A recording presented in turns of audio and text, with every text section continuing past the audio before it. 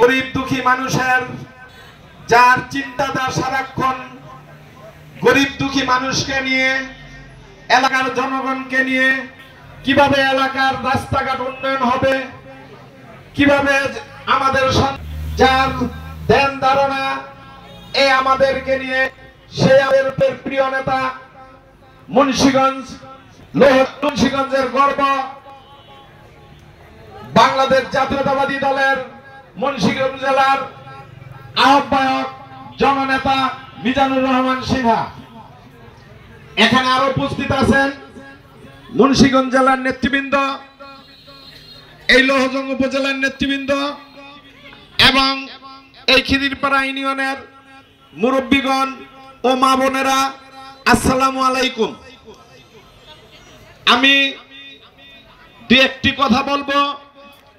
আজকে মূলত বলার কথা শহীদ প্রেসিডেন্ট জিয়াউর রহমানের শাহাদাত বার্ষিকী উপলক্ষে তার জীবন কাহিনী, তার জীবন দশা বলার কথা।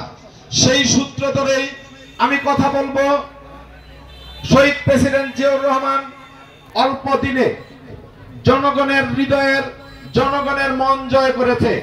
আপনারা সকলে জানেন, শুধু বাংলাদেশে না, বহির্বিশ্ব সে অল্প কয়েকদিনের রাজনৈতিক জীবনে তার বহির্বিশ্ব সুনাম অর্জন করেছে। সেই সৌদি আরব হইতে শুরু করে অনেক দেশেই তার গুণাকৃতি ওই দেশের জনগণ, ওই দেশের সরকার প্রধানরা জানেন।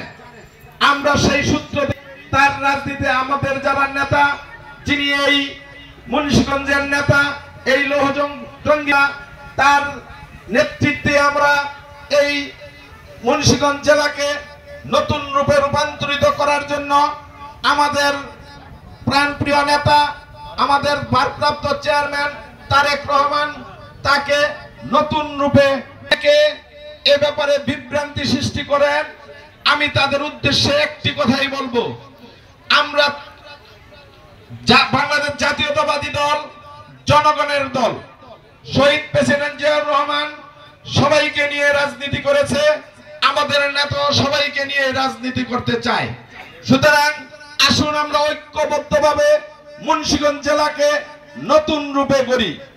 আমি বেশি কথা বলবো না, এখানে আমাদের নেতা কথা বলবে সবাই। আর আজকে আরো প্রোগ্রাম আছে, সেই জন্য সবাইকে ধন্যবাদ জানিয়ে আমি আপনারা নেতার বক্তব্য শুনেন সেই আশা ব্যক্ত করে আমি বক্তব্য শেষ করছি। তবে আমি একটা কথা আপনাদেরকে জানিয়ে দিতে চাই, আমি নেতার আদর্শে আদর্শিত।